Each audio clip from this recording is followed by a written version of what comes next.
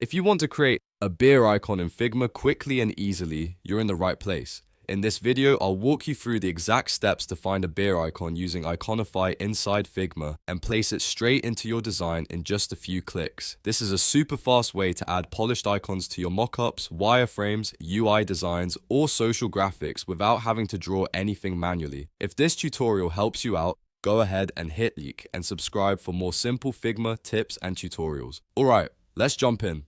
First, open your Figma file and make sure you're inside the design you want to work on. Once you're in the canvas, look down at the bottom toolbar and click the Actions icon. This is where Figma lets you quickly access tools, plugins, and helpful workflows. After clicking Actions, select Plugins and Widgets from the menu. This will open the section where you can search for plugins that add extra functionality to Figma. Now, in the search bar, type Iconify. Iconify is a popular plugin that gives you access to thousands of icons, making it perfect for finding exactly what you need without leaving Figma. Once you see it in the results, run the plugin. After Iconify opens, you'll see a search field inside the plugin window. Click into that search bar and type beer, then press enter on your keyboard. Iconify will now search through its icon library and show you relevant beer icon options. Take a moment to review the results and pick the one that fits your design style best. When you find the icon you want, simply click and drag it onto your canvas. You can also drop it directly into your frame or layout where you want it to appear.